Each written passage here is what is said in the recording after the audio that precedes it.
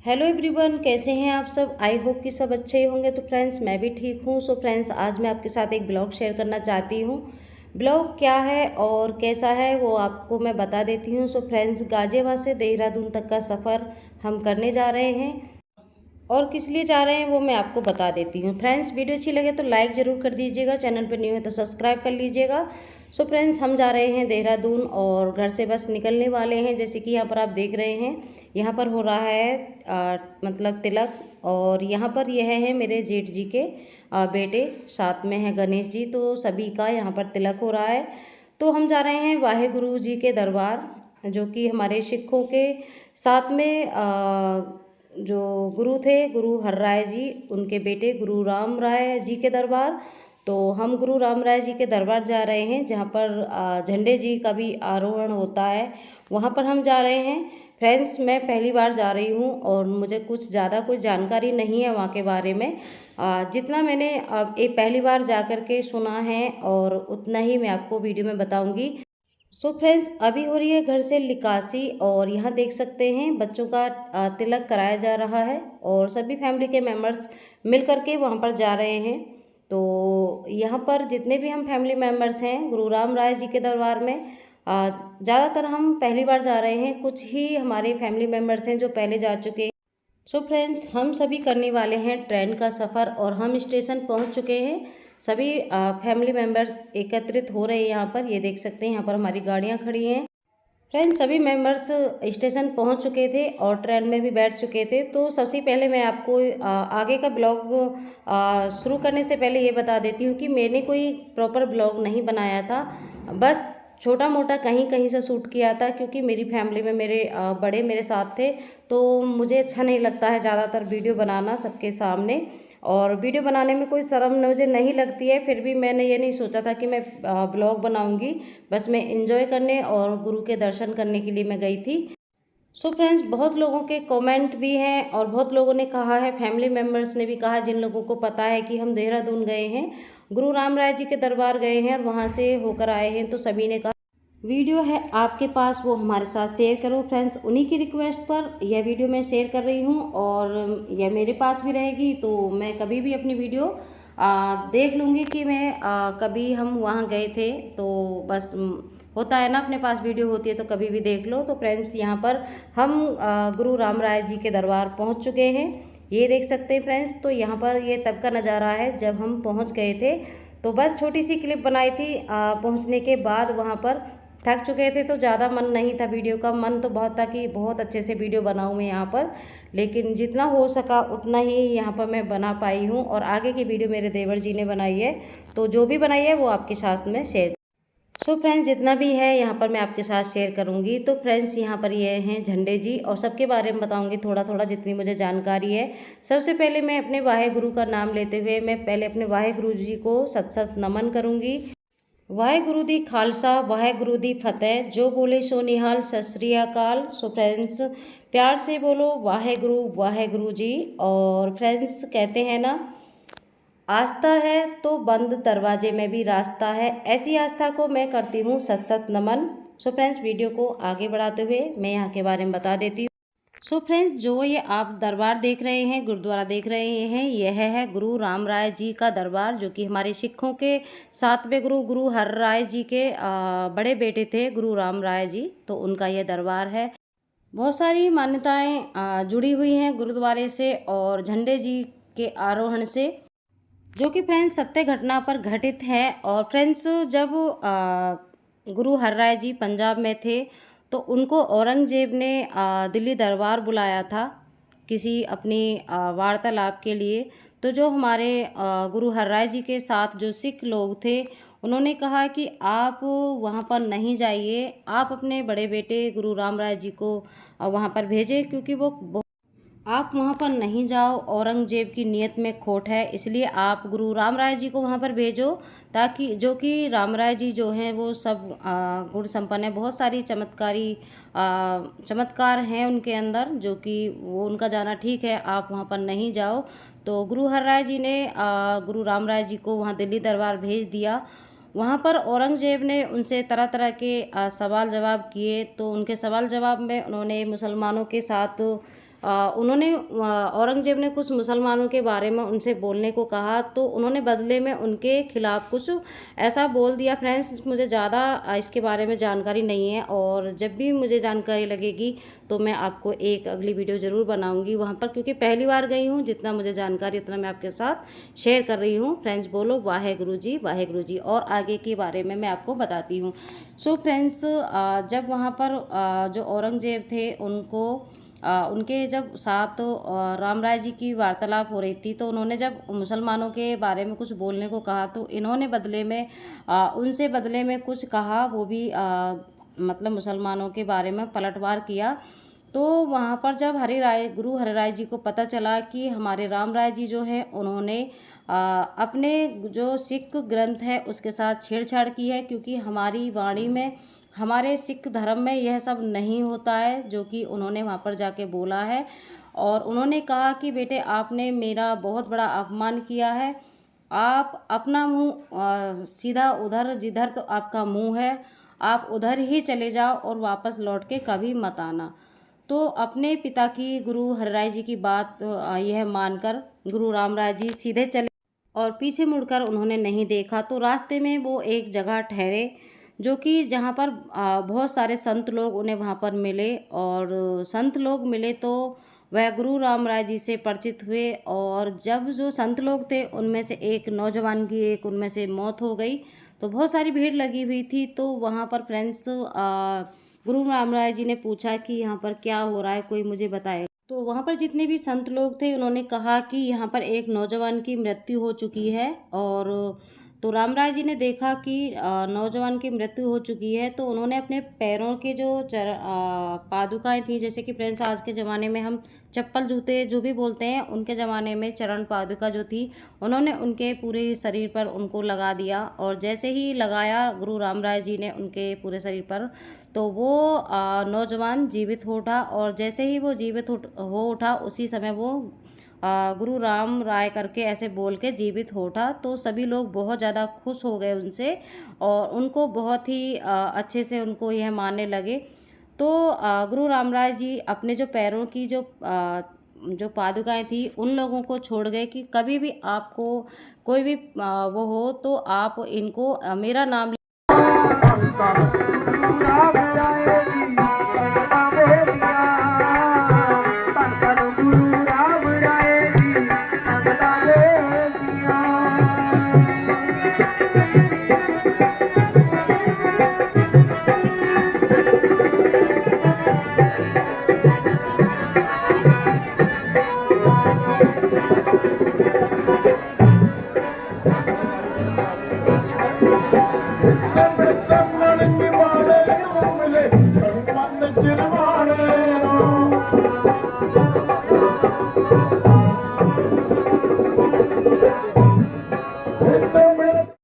मेरा नाम लेकर इनका आप स्पर्श कर लीजिएगा, मुझे याद करके आपको कोई भी कष्ट नहीं होगा। तो फ्रेंड्स, ऐसे थे हमारे गुरु राम राय जी, जो कि बहुत ही ज़्यादा मतलब शक्तिशाली, और कह सकते हैं कि बहुत ही ज़्यादा मतलब कष्टकारी। तो फ्रेंड्स, वहाँ पर जहाँ पर गुरुद्वारा है आज भी चरण पादुकाएँ हैं। जहाँ पर ये लाइन देख रहे हैं आप, सिर्फ और सिर्फ यह लाइन उन्हीं पादुकाओं को स्पर्श करने के लिए, यानी कि पैरों के जो सॉरी फ्रेंड्स, मैं नहीं जानती हूँ, मैं पादुका ही बोल रही हूँ। उन्हीं के लिए यह लंबी लाइन लगी हुई है, जो कि एक सुरंग के अंदर वो पादुकाएं रखी हुई हैं। उन्हीं को चरण स्पर्श करते हैं, सभी माथा टेकते हैं और गुरुद्वारे में वापस आ जाते हैं। सो फ्रेंड्स, ये देख सकते हैं। और सो फ्रेंड्स, सच्ची घटना पर घटित यह कहानी है, जो कि आज भी सब अच्छे से मानते हैं और अच्छे से गुरु के दरबार में जाते हैं और अच्छे से माथा गुरु के सामने टेकते हैं। तो हमारे गुरु नानक जी के साथ में गुरु हरराय जी के बेटे गुरु राम राय जी का यह दरबार है। और झंडे जी साहेब जी से भी बहुत सारी यहाँ पर मान्यताएं जुड़ी हुई हैं, जो कि दरबार साहिब जी के सामने झंडे जी हैं। तो बहुत सारी मान्यताएं हैं यहाँ पर झंडे जी की भी। और यहाँ पर जो गुरुद्वारा है और देहरादून में जो आसपास जो भी हैं वो झंडे जी के नाम से ही यहाँ पर जानते हैं। और वहाँ उस जगह का नाम पता, या आप ऑटो वाला हो या कोई टैक्सी वाला हो, झंडे जी के नाम से ही वहाँ पर जाते हैं, क्योंकि झंडे जी की जो मान्यता है वो भी बहुत ज़्यादा यहाँ पर प्रचलित है। और यहाँ पर हर कोई माथा टेकना चाहता है झंडे जी को। फ्रेंड्स, यहाँ पर पूरे गुरुद्वारे में मतलब कि फ्रेंड्स होली के 3 दिन बाद यहाँ पर जाना शुरू कर देते हैं लोग। कुछ लोग दूर से आते हैं तो वो पहले ही चले जाते हैं। तो यहाँ पर जो पंचमी का दिन होता है, होली के बाद जो पंचमी पड़ती है, उस दिन यहाँ पर झंडा आरोहण होता है, जो जिसमें कि यहाँ पर लाखों, मैं कहूँगी कि लाखों से तो कई गुना ज़्यादा भीड़ होती है। वो भीड़ मैं आपको दिखाती तो सच में फ्रेंड्स आप सच में ये देख पाते कि वाकई में बहुत भीड़ है। यह तो गुरुद्वारे के अंदर भीड़ है, बाहर की भीड़ देखेंगे तो फ्रेंड्स डेरा डाले हुए हैं लोग यहाँ पर गुरु के दर पर माथा टेकने के लिए। तो यही गुरु का दरबार है, ये देख सकते हैं फ्रेंड्स। तो गुरु के बारे में बहुत सारी यहाँ पर सत्य घटनाओं पर चीज़ें हैं, और जो उनके साथ में घटित हुई हैं वो सब यहाँ पर दिखाई गई हैं। और आज भी गुरु की जो आत्मा है वो गुरुद्वारे में ही रहती हैं। सभी यहाँ पर जितने भी उनके प्रशंसक हैं, जितने उनके भक्त हैं, सब पर गुरु की कृपा बनी रहती है। तो आज भी उनकी गद्दी गुरुद्वारे में ऐसे ही बनी हुई है। तो गुरु की कहानी बहुत बड़ी है। गुरु ने अपनी शरीर भी बिना मृत्यु के त्याग दिए थे, उसकी भी कहानी है फ्रेंड्स। तो वो भी कहानी मैं थोड़ी सी यहाँ पर बताऊँगी। फ्रेंड्स, गुरु रामराय जी जो हैं वो अपने मतलब कि जैसे कि फ्रेंड्स अपने कमरे में वो रहते थे। तो वहाँ पर जब वो रहते थे तो अपनी गद्दी पर वो हमेशा मतलब जो भी उनके दर्शक थे या जो भी वहाँ पर सिख लोग थे उनको दिखाई देते रहते थे। तो जैसे ही फ्रेंड्स किसी सिख लोग को कोई कष्ट हुआ, उनको वह सुनाई दिया, कोई उनको उनका सिख भक्त जो उनको पुकार रहा था कि रामराय जी मेरी मदद करो, मैं कष्ट में हूँ।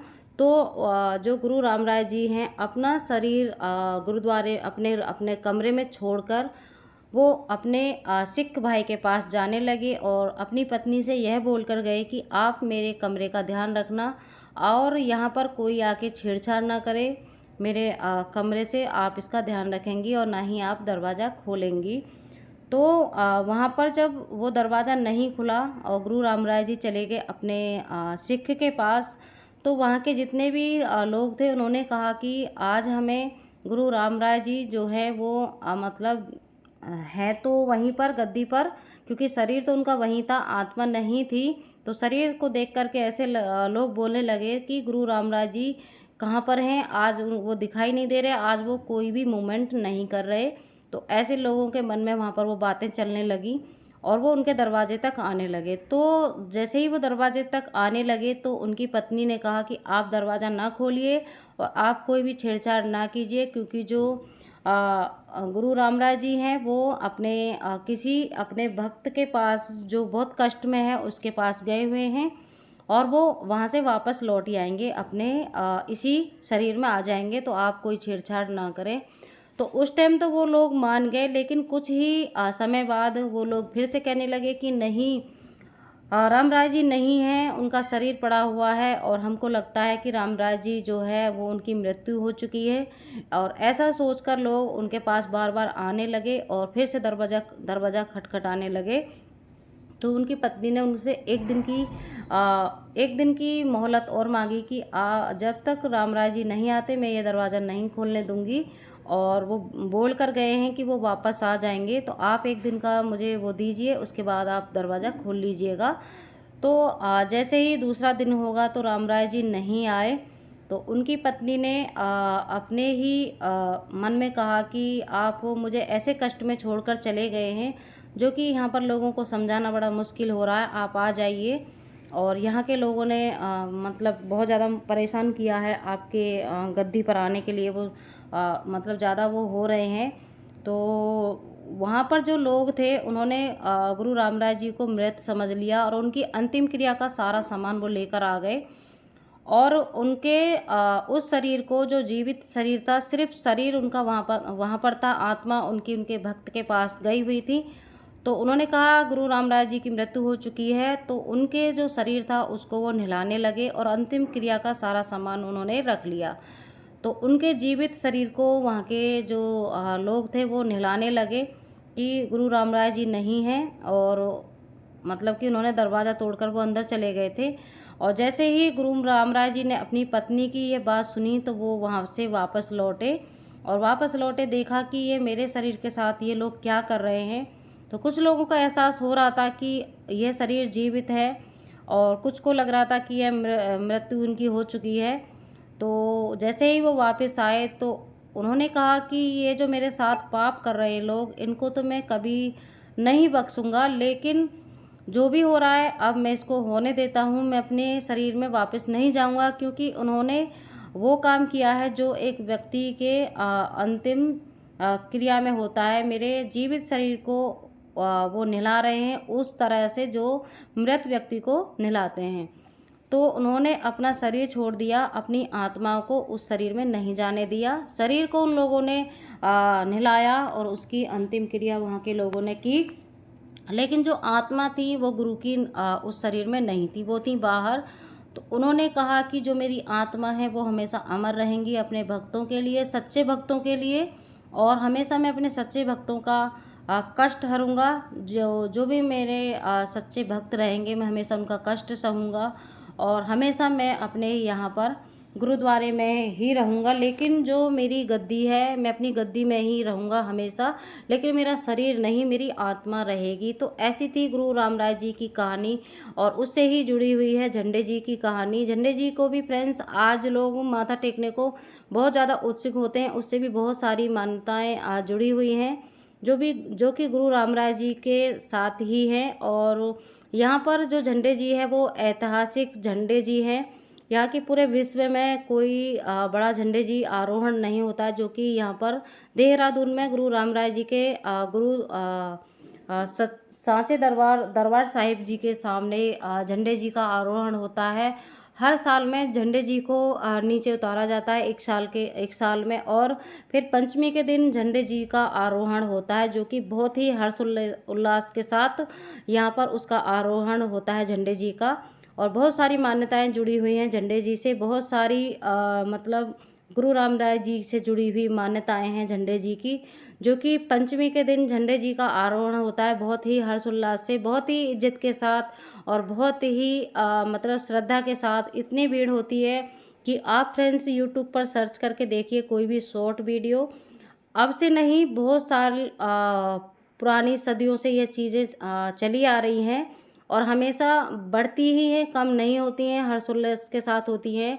और सिख धर्म जो है बहुत ही एक अच्छा धर्म है। मैं फ्रेंड्स कह सकती हूँ कि जितने भी यहाँ पर सिख लोग हैं या फिर गुरु के भक्त हैं, गुरु को मानने वाले हैं, गुरु नानक जी को, गुरु रामराय जी को, जितने भी इनकी पीढ़ी दर पीढ़ी चली आ रही हैं, ये ऐसा गुरु ग्रंथ है, गुरु मतलब धर्म है कि इसमें लोगों में बहुत ज़्यादा श्रद्धा है, और बहुत ही ज़्यादा हर घर को झेलने वाली एक शक्ति भी है कह सकती हूँ, और बहुत झेलने वाला एक मतलब कह सकते हैं कि इतना किसी में होता नहीं है फ्रेंड्स।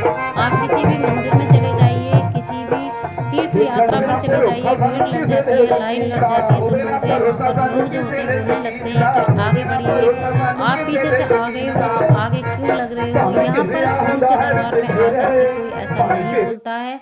जो सच्चे भक्त होते हैं वो लाइन में लगे रहते हैं, भले ही पीछे के लोग आकर के वो आगे पहुंच जाएं, गुरु के दर्शन पहले कर लें, लेकिन जो सच्चे भक्त होते हैं वो लाइन में लगकर ही अपने सही टाइम पर ही माथा टेकते हैं, और मुरादें भी उन्हीं की अच्छे से पूरी होती हैं। जो हमेशा चीटिंग करते हैं, और चाहे वो मेला हो, चाहे कोई मंदिर हो, चाहे कोई गुरुद्वारा हो, वो हमेशा वो उनके मन की जो मतलब मन की जो नीयत होती है, जो नीयत होती है उनकी, वो हमेशा चाहे गुरुद्वारा हो, चाहे मंदिर हो, चाहे कोई तीर्थ यात्रा हो, चाहे आप किसी के पास भी उनको भेज दो, वो हमेशा वही करेंगे जो उनको करना है। जो गुरुजी के सच्चे भक्त हैं वो कभी मतलब यह भी नहीं बोलेंगे कि आप वो मेरे सामने क्यों लग रहे हो, आप पीछे से आए हो।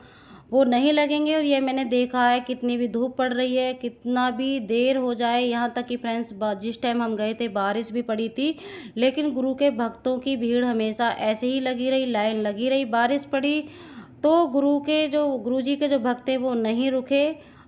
एक सिख भाई से कोई बातें कर रहे थे कि बारिश हो रही है, आप बैठ जाइए, भीग जाएंगे, आप बाद में दर्शन कर लेना, बाद में माथा टेक लेना। तो उस सिख भाई का कहना था कि उसको अपना काम करने दें और हमें अपना काम करना है। और वहाँ पर फ्रेंड्स कोई भी काम नहीं रुका, चाहे आंधी आए, चाहे तूफान आए, चाहे बारिश पड़े, वहाँ पर कोई काम नहीं रुकता है। जिसको वहाँ पर सफाई करनी है वो अपने मन से सफाई करते हैं। जिसको श्रद्धा से मतलब अपने मन से माथा टेकना है तो वो लाइन में, चाहे आंधी आए तूफान आए, वो नहीं हटते हैं। और फ्रेंड्स यहाँ पर स्क्रीन पर देख रहे हैं झंडे जी का यहाँ पर तैयारियां चल रही हैं, जो कि मतलब कि अभी जो टाइम था, जिस टाइम की ये वीडियो मैं दिखा रही हूँ, वो टाइम था दोपहर का। झंडे जी का जो आरोहण है, आरोहण वो होना है शाम को, यानी कि 3:30 से 4 बजे के बीच में, जो कि वहाँ पर जाना पॉसिबल नहीं है झंडे जी के पास में, जो कि स्क्रीन के कुछ ही दूरी पर जाके झंडे जी का जो लाइव आरोहण होना है। आप स्क्रीन पर देख सकते हैं, मैं बड़ी स्क्रीन लगा दी थी क्योंकि आप देख सकते हैं इतनी मात्रा में भीड़ होती है, इतने गुरु के सच्चे भक्त होते हैं कि आपको वीडियो देखने से ही पता चल जाएगा। फ्रेंड्स, आप वीडियो को देखते रहिए और मेरी वीडियो को पूरा ही सुनिएगा। जो कहानी मैंने यहाँ पर आपको बताई है, बस इतनी ही मुझे जानकारी थी इसके बारे में। वैसे फ्रेंड्स, मेरे भी यहाँ पर, मेरे मम्मी पापा के यहाँ पर और मेरी ससुराल में भी सभी के यहाँ पर मेरे गुरुजी की ही पूजा होती है और गुरु को ही मानते हैं। गुरु सबसे बड़ा होता है, गुरु के बिना कोई ज्ञान नहीं है। चाहे आप कहीं भी चले जाओ, मंदिर, मस्जिद, कुछ भी, सबसे पहले गुरु का स्थान है। तो सबसे पहले मेरा सत सत नमन मेरे गुरु जी को, वाहेगुरु जी को, जो कि सबसे बड़ा स्थान है। और गुरु का स्थान हमारी ज़िंदगी में सबसे बड़ा, गुरु ही हमें ज्ञान देता है। और गुरु जी के मतलब गुरुद्वारे में इतने बड़े बड़े यहाँ पर पेड़ पौधे हैं कि आप देख सकते हैं कि कितने पुरानी सदियों से यहाँ पर गुरु को मानने वाले आ रहे हैं। और यहाँ पर इनसे अंदाज़ा लगा सकते हैं कि गुरुद्वारे की हर एक चीज़ को देखकर बहुत ही ज़्यादा मन प्रसन्न हो जाता है। जैसे कि आप देख सकते हैं फूल, बड़े बड़े यहाँ पर पेड़ पौधे, जिनकी जड़ें इतनी मजबूत, जिनकी पेड़ें इतनी मजबूत, जो कि आप अंदाज़ा लगा सकते हैं कि कितनी सदियों पुराने यहाँ पर गुरुद्वारा है, जो कि आज भी मान्यता बरकरार है। आज भी लोग माथा टेकने जाते हैं और उनकी सारी मनोकामनाएं पूरी होती हैं। सो फ्रेंड्स, मेरी वीडियो आपको कैसी लगी ज़रूर से बताइएगा। वीडियो अच्छी लगे तो एक लाइक ज़रूर कर दीजिएगा, और वीडियो बहुत ज़्यादा अच्छी लगे तो इसे फैमिली और फ्रेंड्स में ज़रूर शेयर कीजिएगा। सो फ्रेंड्स, मेरे साथ बोलिए वाहेगुरु जी, वाहेगुरु जी।